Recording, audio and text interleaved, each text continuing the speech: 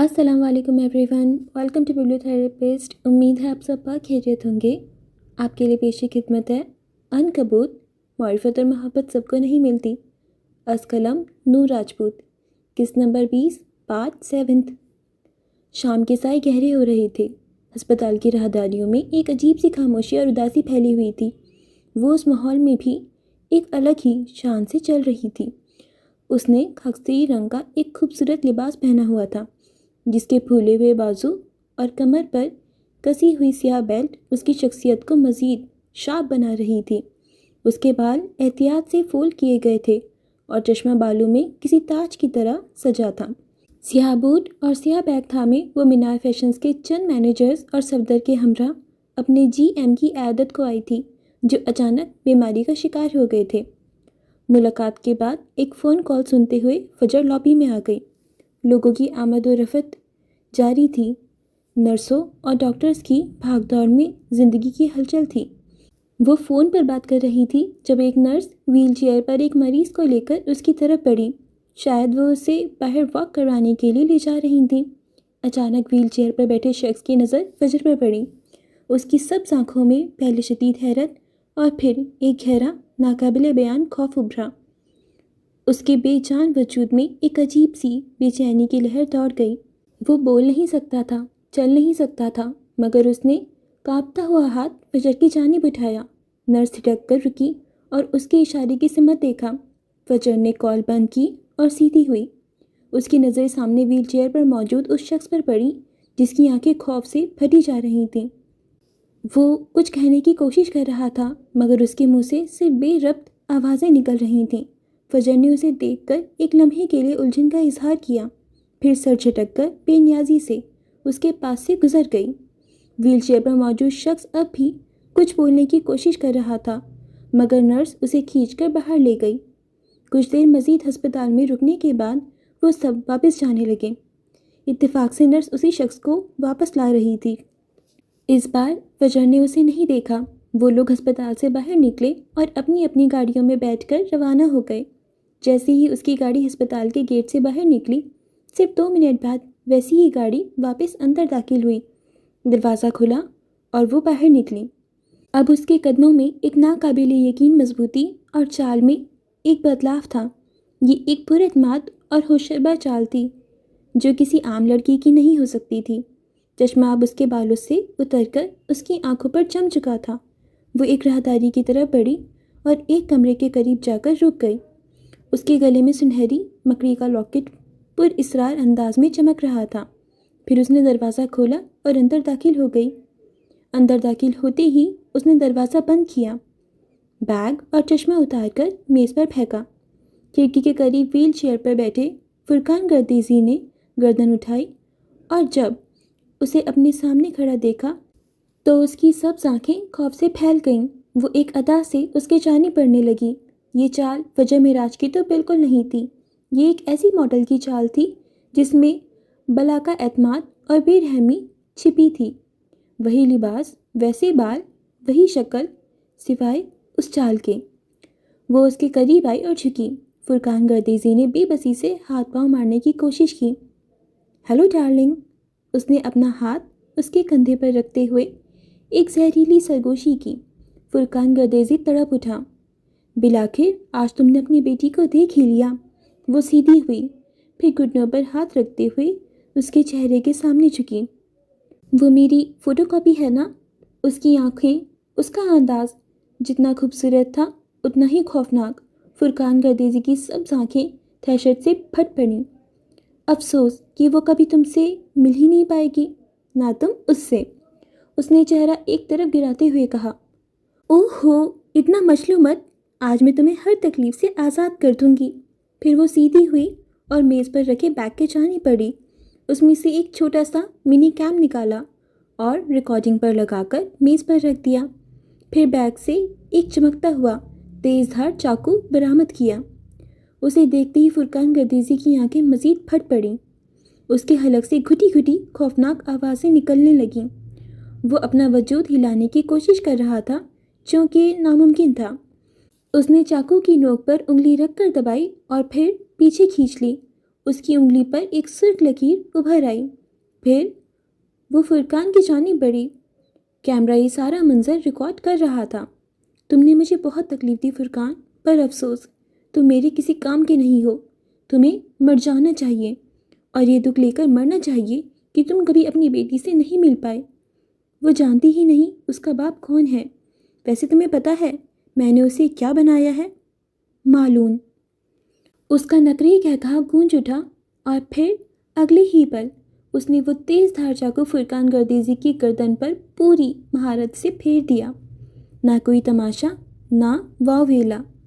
اس کی آنکھیں خوف سے پھٹی کی پھٹی رہ گئیں۔ گردن پر ایک گہری لکیر ابھری اور پھر خون کا فوارہ بہتا چلا گیا۔ کیمرہ سب کچھ ریکارڈ کر چکا تھا۔ مینار معراج نہیں، وہ تو مر چکی تھی۔ فرقان گردیزی کا قتل فجر معراج نے کیا تھا اور یہ ثبوت اس کے پاس محفوظ ہو چکا تھا۔ کمرے کا CCTV کیمرہ اس وقت بند تھا۔ ویل چیئر پر بیٹھا شخص خون سے لت پت تھا۔ وہ کچھ دیر تڑپا اور پھر دھیرے دھیرے ساکت ہو گیا۔ اس نے کیمرہ بند کیا، چاقو صاف کر کے واپس بیگ میں رکھا، چشمہ آنکھوں پر جمایا اور بیگ کندھے پر لٹکاتی ہوئی کمرے سے باہر نکل گئی۔ وہ اسی چال سے چلتی ہوئی آگے بڑھ گئی، لیکن کون یقین کرتا کہ وہ فجر معراج نہیں، مینار تھی، وہ عنکبوت جس کا بنایا ہوا جال موت کا پیغام تھا۔ چند اہم میٹنگز، بورڈ کے افراد کی بے تکی بحثیں، وہ بے طرح کام میں مگن تھا۔ اس نے اپنے آپ کو کام میں غرق کر لیا تھا۔ وہ سوچوں میں گمراہ داری سے گزر رہا تھا جب اچانک جیب میں رکھے فون کی لرزتی خاموشی نے اس کے قدم روک دیے۔ انجان نمبر۔ ایک لمحے کو اس کی نظریں اسکرین پر جم گئیں، پھر اس نے گہری سانس لی۔ اب تو اسے عادت ہو چکی تھی، جانتا تھا دوسری جانب کون ہو سکتا تھا۔ اس نے فون اٹھاتے ہوئے کان سے لگایا۔ کھٹ کھٹ، نوک نوک، ایک نسوانی آواز ابھری، دھیمی، مدھم مگر زہر میں بجھی ہوئی۔ رئیس نے خاموشی اختیار کی۔ وہ کچھ نہ بولا، چہرہ سپاٹ ہو چکا تھا، اس کی بھویں سکڑی ہوئی تھیں۔ کھٹ کھٹ، نوک نوک۔ اس کے خاموش رہنے پر پھر وہی آواز ابھری، جیسے کسی پرانی الماری کا دروازہ کھٹکھٹا رہا ہو۔ کون ہے؟ Whose their? اس نے گہری سانس لی اور مدھم آواز میں پوچھا۔ تمہارا حریف، یور رائیول۔ دوسری جانب سے جواب آیا، وہی آواز، وہی دل میں اترتی زہریلی مٹھاس۔ کون سا حریف؟ Which one? اس نے خود سے بے نیاز ہو کر سوال کیا۔ اس کی زندگی میں دشمنوں کی کمی نہ تھی۔ اب کوئی نہیں، نو ون۔ خاموشی کی ایک خلیج کے بعد آواز ابھری، کیونکہ میں نے اسے مار دیا۔ ایک کہا گونجا، نسوانی، زہریلا اور اذیت بھرا۔ رئیس کی رگوں میں لمحہ بھر کو خون جیسے جم گیا۔ خبر تمہیں نیوز چینلز پر مل جائے گی، وہ کس قدر سکون سے کہہ رہی تھی۔ وہ فوراً پلٹا، تیز قدموں سے ایک اسکرین روم کی جانب بڑھا جہاں نیوز چینل خاموشی سے چل رہا تھا۔ ریموٹ کے ایک بٹن سے آواز تیز کی اور اسکرین پر وہ خبر ابھری جس نے اسے لمحوں میں بے حس کر دیا۔ معروف بزنس مین برہان گردیزی کے بھائی فرقان گردیزی، جو گزشتہ کئی سالوں سے ہسپتال میں زیر علاج تھے، آج شام پر اصرار طور پر قتل کر دیے گئے۔ تصویر میں وہی ہسپتال، وہی راہداری اور پولیس کی گاڑیاں۔ تمہارا ایک رقیب ختم ہو گیا۔ آواز اب بھی فون پر موجود تھی۔ رئیس نے آہستہ سے فون کان سے لگایا۔ ویسے میں حیران ہوں، تم ابھی تک میری تلاش میں کیوں نہیں نکلے؟ وہ مسکرایا، مگر اس مسکراہٹ میں تلخی تھی، زہر کی تلخی۔ میں لوگوں کے پیچھے نہیں بھاگتا محترمہ، لوگ میری تلاش میں نکلتے ہیں۔ ایک لمحے کو دوسری طرف خاموشی رہی، پھر وہی کہا، جیسے کسی مکڑی نے اپنا جالا مکمل کر لیا ہو۔ یہ میرا شہر ہے۔ اس کی آواز اب قدر سخت تھی مگر گمبھیر۔ یہ شہر تمہیں وقت پر باہر اگل دے گا، تم خود میرے سامنے آؤ گی۔ مجھے تمہیں ڈھونڈنے کی ضرورت نہیں، تم خود آؤ گی، اپنی قبر کے تعویذ پر چلتی ہوئی۔ بغیر کسی اور جواب کا انتظار کیے اس نے فون بند کر دیا۔ وہ جانتا تھا وہ کھیل رہی تھی ذہنوں، رشتوں، دشمنوں اور موت سے، اور جب تک وہ خود نہ چاہے اس تک پہنچنا ناممکن تھا۔ مگر رئیس بھی وہیں تھا، جو وقت کا صبر کرتا تھا۔ جس کے فیصلے خاموشی میں سنائے جاتے تھے اور سزا سایوں میں دی جاتی تھی، اس کے مقابل آنے میں اب زیادہ وقت نہیں بچا تھا۔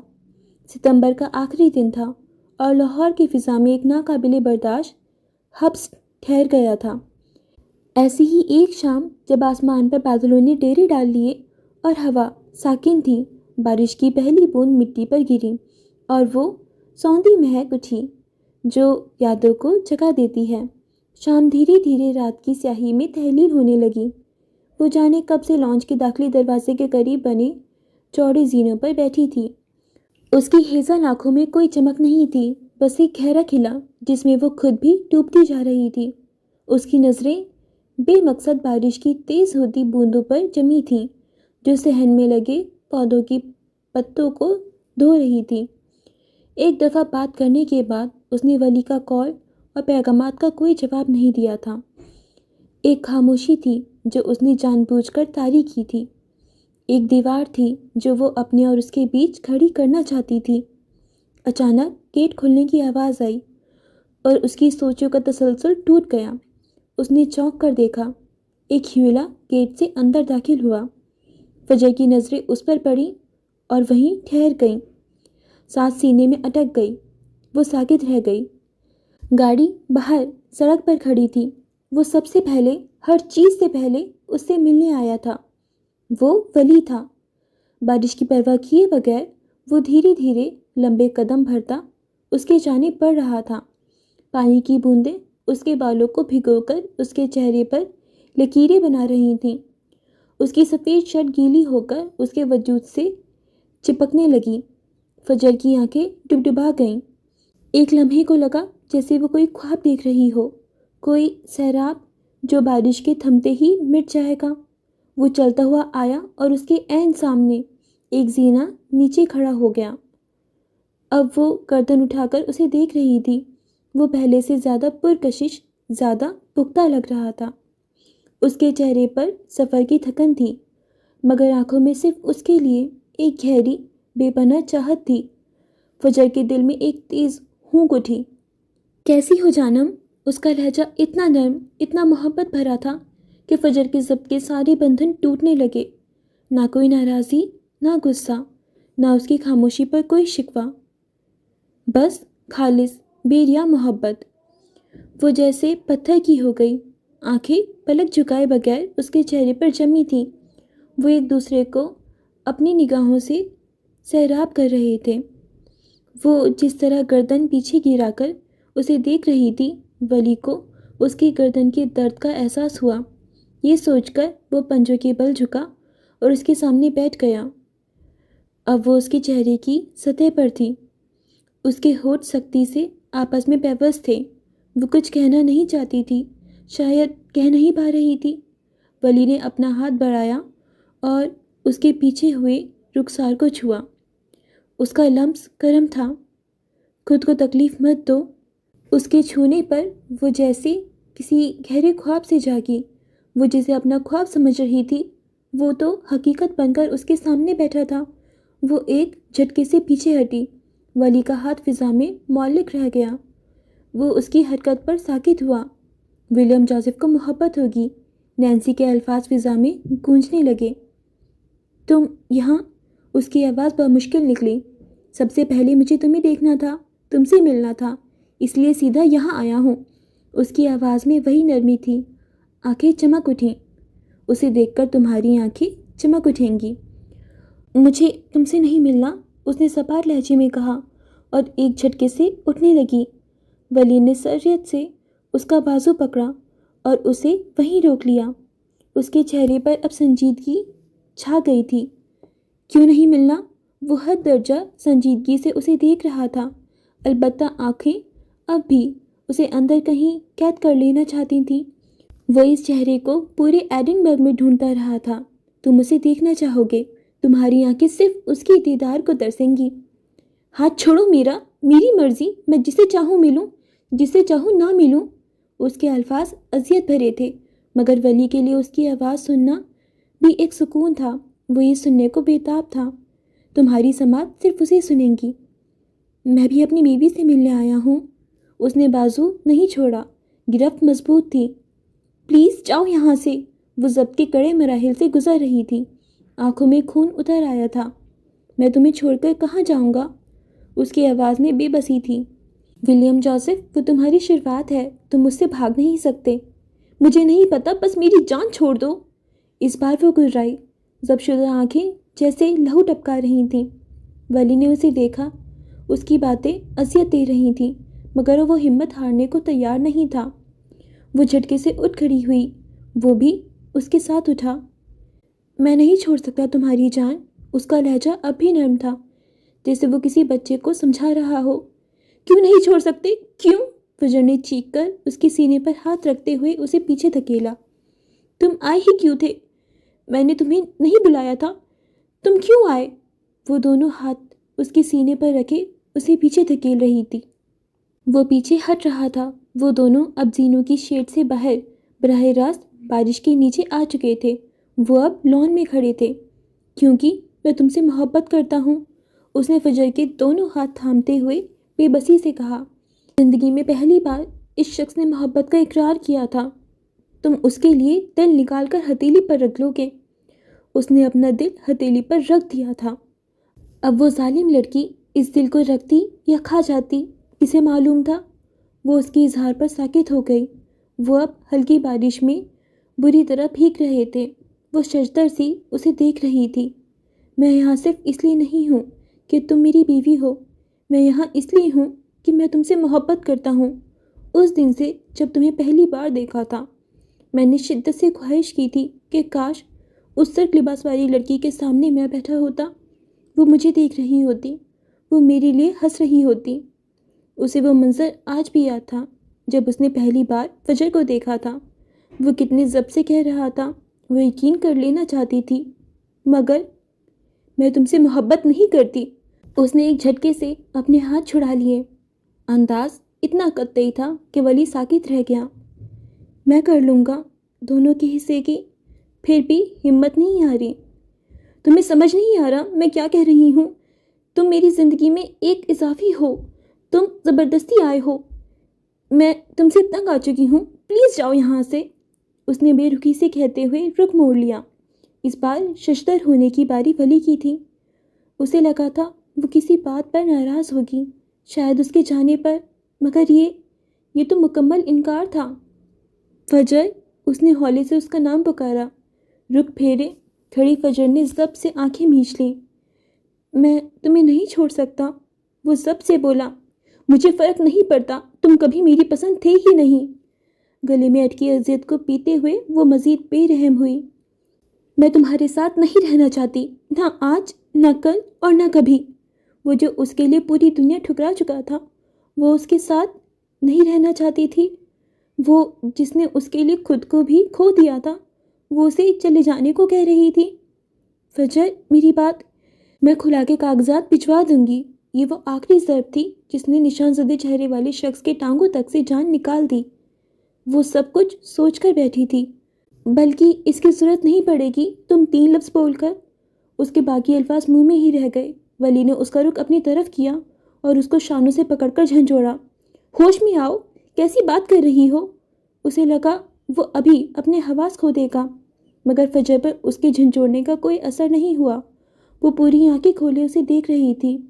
سرد و سپاٹ تاثرات، پانی اس کے چہرے سے بہہ رہا تھا۔ وہ اس کی ساری جان نکال کر خود کیسے اتنی مضبوط کھڑی تھی۔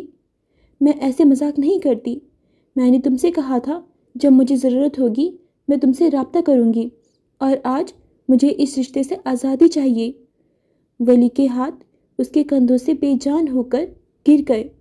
یہ وہ فجر نہیں تھی جسے وہ چھوڑ کر گیا تھا۔ اس کی جان بے جان ہو رہی تھی۔ وہ دھیرے دھیرے، بہت دھیرے دھیرے نیچے بیٹھتا گیا۔ وہ اب اپنے گھٹنوں پر تھا۔ قید و بند کی ہر مشقت سہ جانے والا اس کی سخت الفاظ نہیں سہ پا رہا تھا۔ تم میری زندگی سے چلے جاؤ۔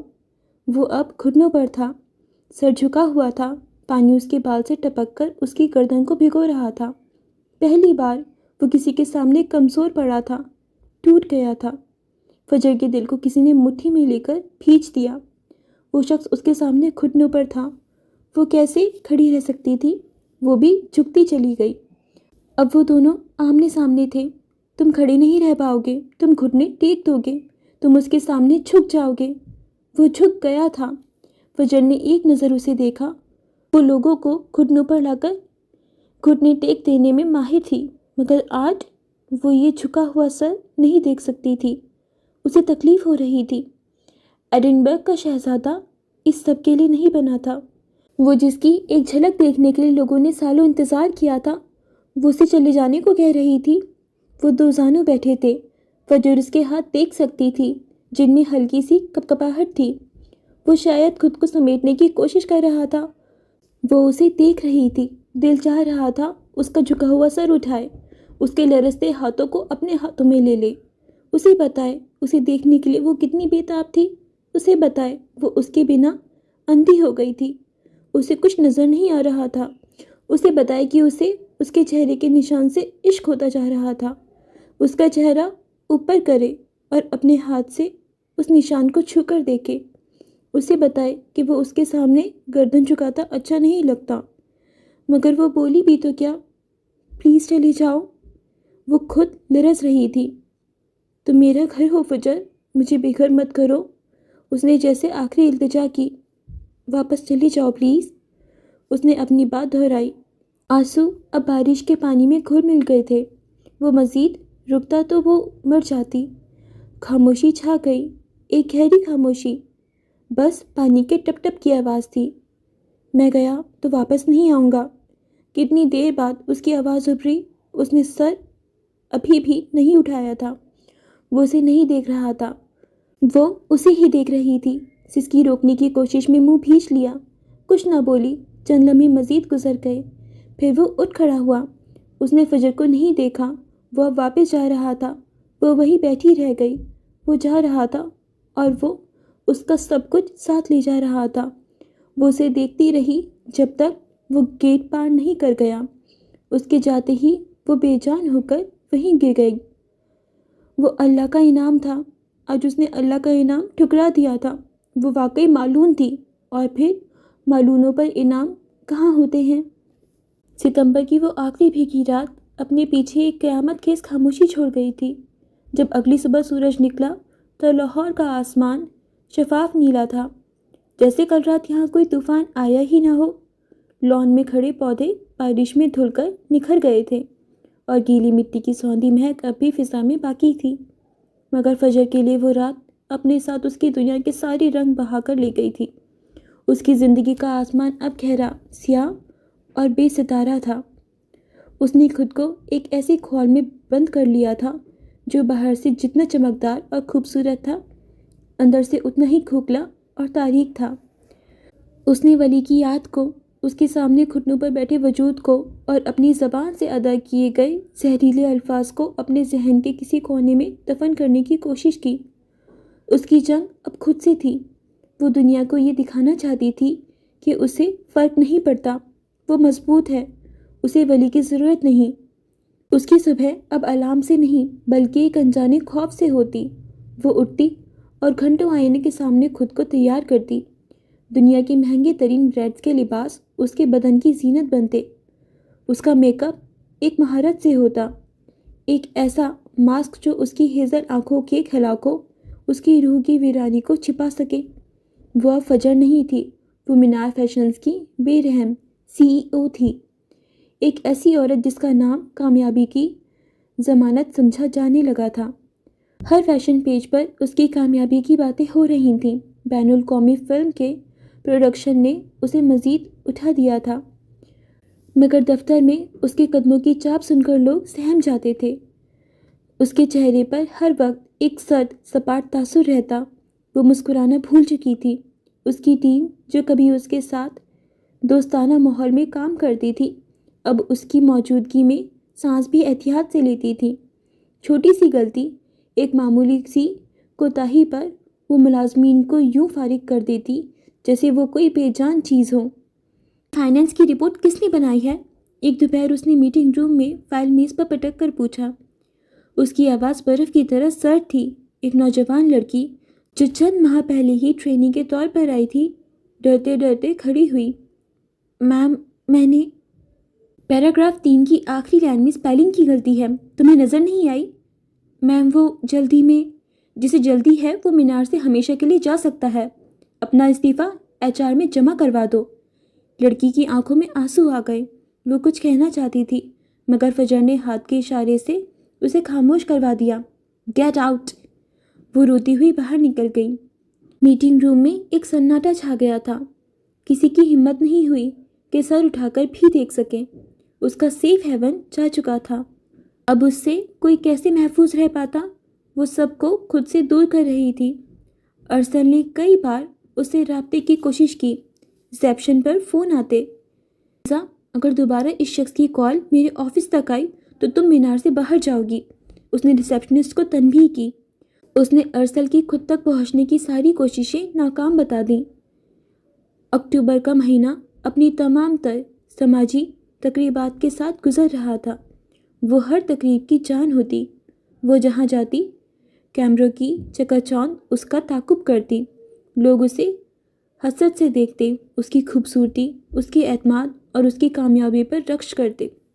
وہ کسی ملکہ کی طرح محفل میں داخل ہوتی، اس کا لباس اور انداز سب کو مبہوت کر دیتا، مگر اس ہجوم میں بھی وہ تنہا تھی۔ اس کی آنکھیں بے اختیار ہر نئے داخل ہونے والے چہرے کو کھوجتیں۔ وہ ہر لمبے قد والے شخص میں اسے تلاش کرتی، کسی کی پشت بھی ویسی لگتی تو اس کا دل ایک لمحے کو دھڑک کر رہ جاتا۔ وہ ایڈنبرگ کے شہزادے کو لاہور کے ہر کونے میں ڈھونڈ رہی تھی۔ وہ ہر اس جگہ جاتی جہاں اس کے ہونے کا ذرا سا بھی امکان ہوتا، مگر وہ کہیں نہیں تھا، ایسے جیسے زمین نکل گئی ہو یا آسمان کھا گیا ہو۔ وہ ایسے غائب ہوا تھا جیسے کبھی تھا ہی نہیں۔ اس نے کہا تھا میں گیا تو واپس نہیں آؤں گا، اور وہ واقعی واپس نہیں آیا تھا۔ اس کی کامیابیوں کا گراف بلند سے بلندتر ہوتا جا رہا تھا۔ ایک مشہور بین الاقوامی بزنس میگزین نے اسے سرورق پر جگہ دی۔ ایشیا کی ابھرتی ہوئی فیشن ڈیزائنر کے خطاب کے ساتھ مبارکباد کے پیغامات اور پھولوں کے گلدستوں سے اس کا دفتر بھر گیا، مگر اس کامیابی میں وہ خوشی نہیں تھی، وہ سکون نہیں تھا جو وہ چاہتی تھی۔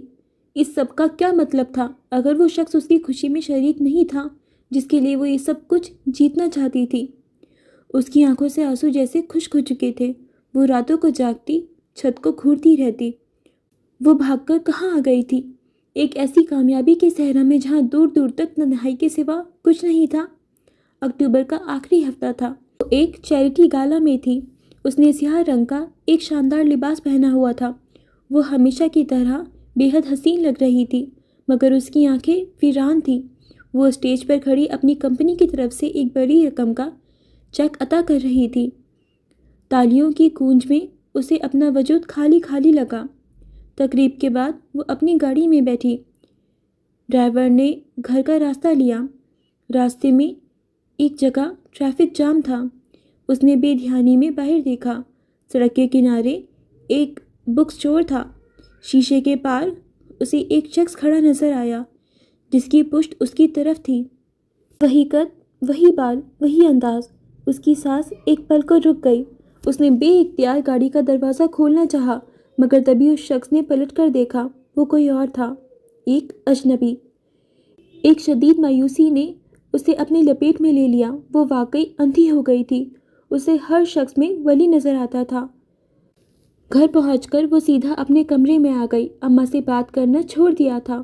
وہ انہیں دیکھتی بھی نہیں تھی۔ ان کے لفظوں نے اسے دوبارہ ادھیڑ دیا تھا۔ کمرے میں پہنچ کر وہ قیمتی لباس اتارا اور آئینے کے سامنے کھڑی ہو گئی۔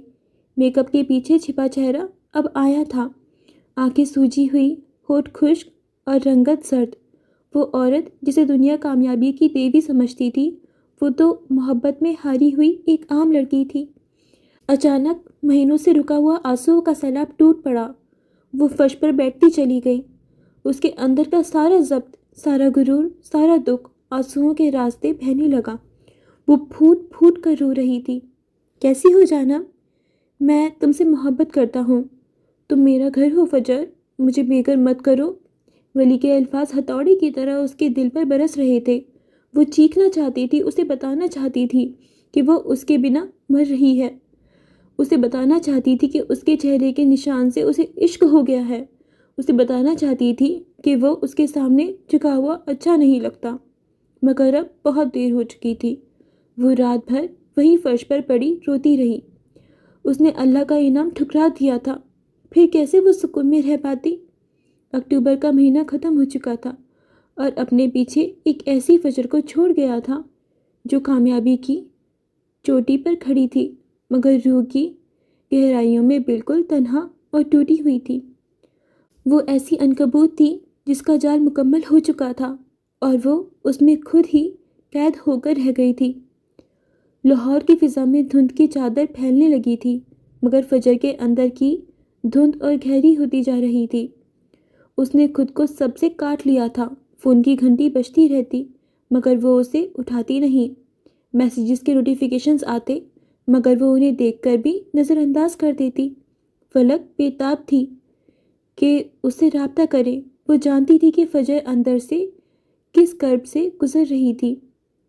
वजाहत आलमगीर की खराब तबीयत की वजह से वो वापस नहीं आ पाई थी, मगर लाहौर में होने वाले वाक़यात की खबरों से मिल चुकी थी।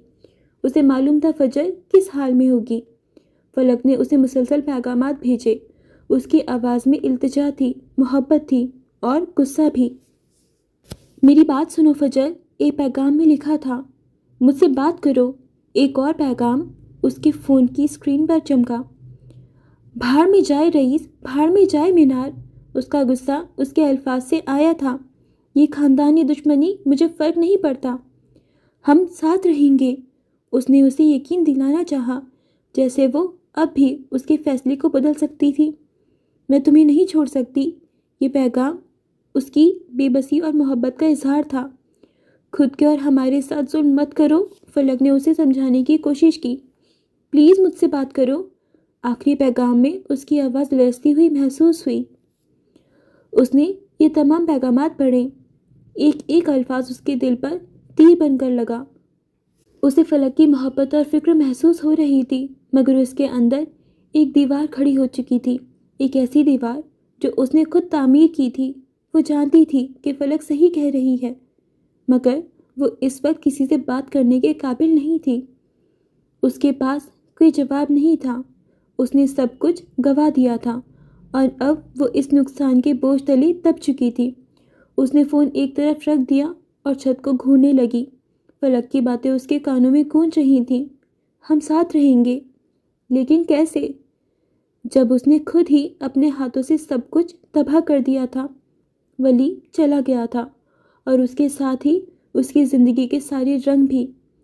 अब वो सिर्फ एक खाली खौल थी, एक कामयाब सीईओ जिसकी रूह वीरान थी। अब वो साथ कैसे रह सकते थे। अक्टूबर का महीना अपने तमाम दर्द दुखों और तन्हाइयों के साथ रुखसत हो चुका था। नवंबर की सर्द हवाएं लाहौर की फ़िज़ा में रक्स कर रही थीं और वली, जिसने खुद को फजर की नज़रों से उछल कर लिया था, उन हवाओं में अपनी बेबसी महसूस कर रहा था। फजर के इनकार के बाद उसकी दुनिया जैसे थमसी गई थी। वो नहीं जानता था कि ये महीना कैसे गुजरा। एक बेनाम कर्ब था जो उसके अंदर गूंज रहा था। उसकी वापसी पर रईस ने भी कोई सवाल नहीं किया था, बल्कि वो खुद भी एक खामोशी के खौल में सिमट गया था। अरुज़ा के सामने भी वली नहीं आया था। हर कोई अपने अपने दुख में गर्क था और आज रईस ने उसे अपने हेड ऑफिस में बुला भेजा था। ये टावर जो रईस हेड ऑफिस की सबसे बलाई मंजिल थी, जो सिर्फ उसी के लिए मखसूस थी। यहाँ लाहौर का शोर भी एक धीमी सरगोशी बनकर रह जाता था। वली कमरे में दाखिल हुआ तो रईस अपनी बड़ी सी खिड़की के सामने खड़ा बाहर के मंजर पर निगाहें जमाए हुए था। हल्की ठंड में उसने ऊंची गर्दन वाली शर्ट पहन रखी थी, जो उसके मजबूत कंधों पर किसी शाही लिबास की तरह सजी थी। उसकी आमद पर वो पलटा और नज़रें उस पर गाड़ दी। रईस की आंखों में वो सर तासुर था जो वो हमेशा से देखता आया था, मगर आज उसमें एक गहरी पोशीदा तकलीफ भी थी जो महसूस की जा सकती थी। मुझे तुमसे ज़रूरी बात करनी थी, इसलिए यहाँ बुलाया। वो ग्लास वॉल खोल कर बाहर निकल गया। वली भी उसके पीछे बाहर निकल आया।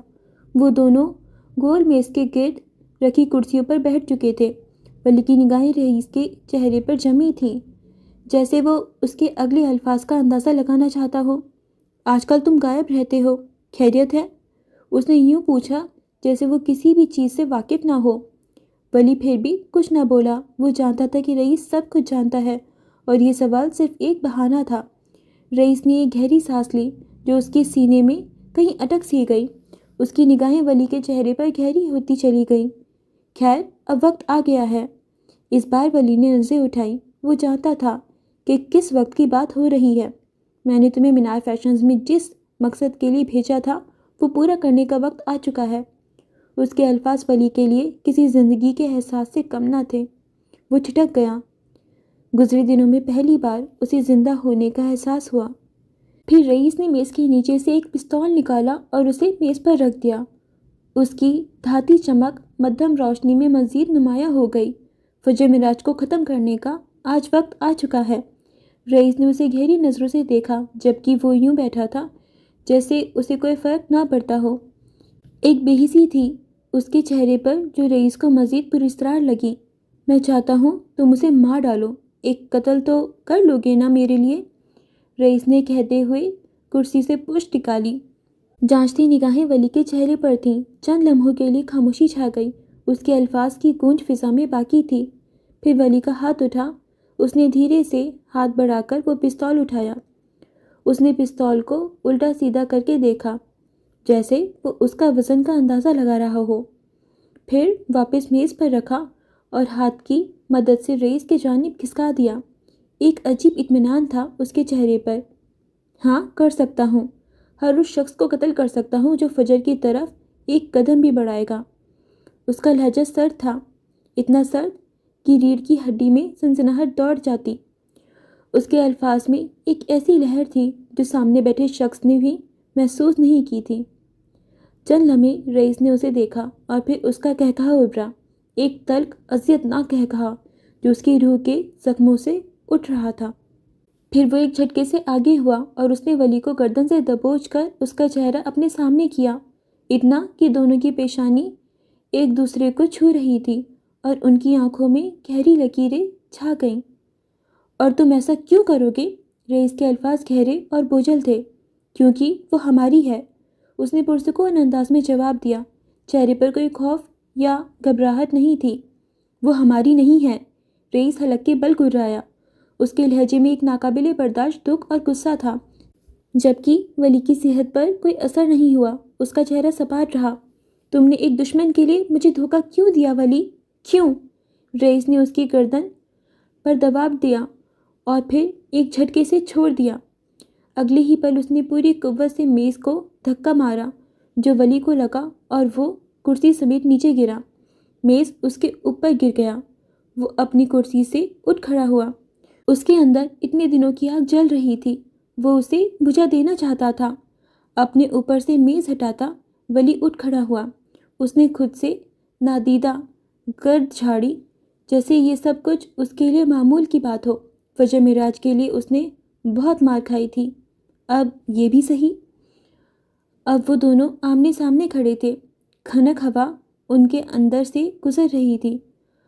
अब उसे समझ आ चुका था कि फजर ने उसे क्यों खुद से दूर किया। तुम मेरे भांजे हो, तुम उसकी साइड कैसे ले सकते हो? वो चिल्लाया। उसकी आवाज़ गूंज कर रह गई। यहाँ उनकी आवाज़ दूर दूर तक कोई नहीं सुन सकता था, क्योंकि वो भी हमारी ही है। उसके इत्मीनान में कोई कमी नहीं आई। उसके अल्फाज ने रईस को मज़ीद भड़का दिया। वो हमारी नहीं है, तुम्हें ये समझ क्यों नहीं आता?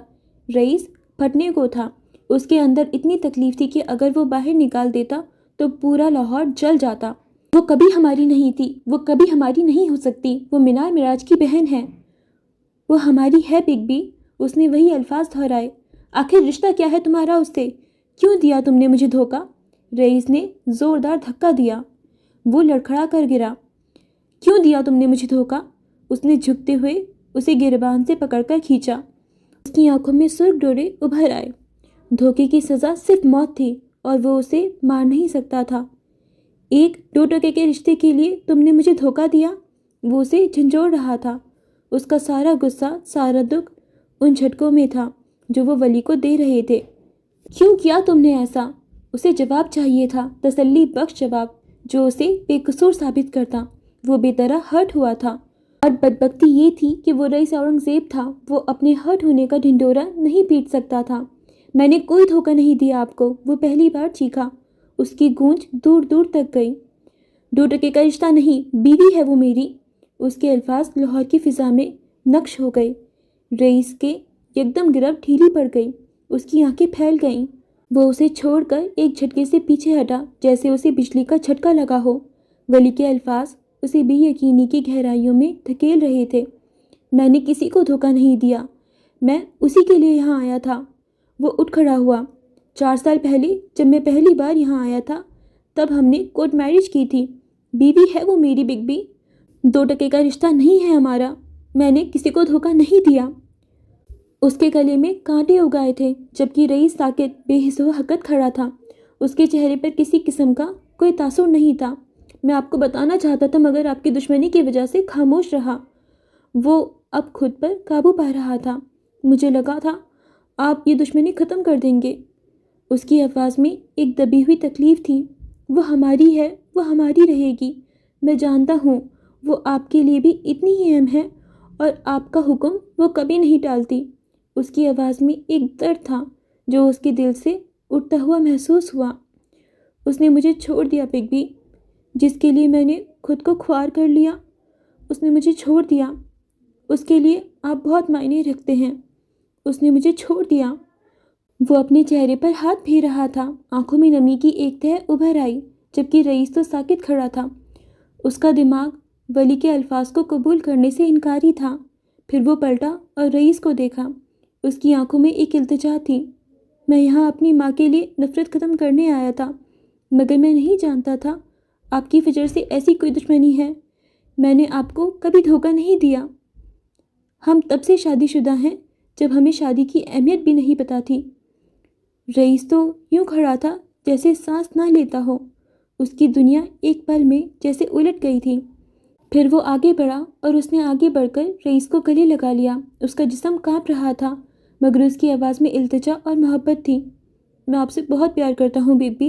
آئی ایم سوری اگر میں نے آپ کا دل دکھایا، پر وہ ہماری ہے اور ہماری رہے گی۔ اسے اپنا لیں پلیز۔ اس کا لہجہ محبت سے بھرپور تھا۔ وہ بہت اکیلی ہے، بہت زیادہ۔ جب تک آپ اسے نہیں اپنائیں گے وہ مجھے نہیں اپنائے گی۔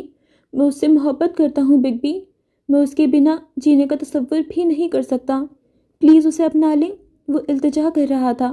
چند لمحے یوں ہی گزر گئے، پھر رئیس نے ایک جھٹکے سے خود کو چھڑایا اور لمبے لمبے ڈگ بھرتا وہاں سے نکلتا چلا گیا۔ اس نے ولی کو پیچھے اکیلا چھوڑ دیا۔ اس کی نگاہوں میں وہ اذیت تھی جو کسی نے پہلے کبھی نہیں دیکھی تھی۔ وہ اس حقیقت کو برداشت نہیں کر پا رہا تھا کہ اس کا اپنا بھانجا اس کی سب سے بڑی دشمن سے شادی شدہ تھا، دشمن بھی وہ جو اسے جان سے پیاری ہو چکی تھی۔ اوکے فرینڈس، تو آج کے لیے بس اتنا ہی۔ باقی ایپیسوڈ ہم نیکسٹ پارٹ میں کنٹینیو کریں گے۔ سو گائز، آپ کو آج کا ایپیسوڈ کیسا لگا اینڈ آپ کو ناول کیسی لگ رہی ہے، پلیز ہمارے ساتھ اپنے ریویو شیئر کیجیے گا۔ آج کا ایپیسوڈ بہت زیادہ امیزنگ تھا، لائک جیسے ولی فجر کے پاس آیا اینڈ فجر نے اس کو جس طریقے سے دھتکار دیا، اور سب کی اپنی اپنی جو دکھ اور اذیت چل رہے ہیں، لائک سب لوگ اتنے زیادہ ایموشنلی ڈیمیجڈ ہیں، اتنا زیادہ ایموشنل ٹرموائل ہو رہا ہے، اور پھر بھی سب ایک دوسرے کو جوڑنے کی کوشش کر رہے ہیں۔ گائز آئی لو فلک، مطلب وہ مجھے سب سے زیادہ پازیٹیو کیریکٹر لگتی ہے and she is the best. باقی ولی اور فجر میری فیوریٹ ہیں یار، ان کا کپل مجھے بیسٹ لگتا ہے، بٹ فلک کے لیے بولوں تو مجھے فلک کے لیے رئیس ہی اچھا لگتا ہے۔ ایسا نہیں ہے کہ مجھے رئیس اب نیگیٹیو لگتا ہے، لیکن مجھے شروع میں کافی نیگیٹیو لگتا تھا، مگر اب مجھے رئیس اچھا لگتا ہے۔ بٹ پرابلم یہی ہے کہ میں نہیں چاہتی کہ فجر کے ساتھ کبھی بھی رئیس آئے۔ فجر کے ساتھ مجھے ہمیشہ سے ولی ہی اچھا لگا ہے۔ سو ان دونوں کا کپل ہی بیسٹ ہے۔ باقی آپ اپنے ریویوز ہمارے ساتھ شیئر کیجیے گا، اینڈ اب ہم ملیں گے نیکسٹ پارٹ میں۔ تب تک کے لیے take care of yourself and your loved ones. خدا حافظ۔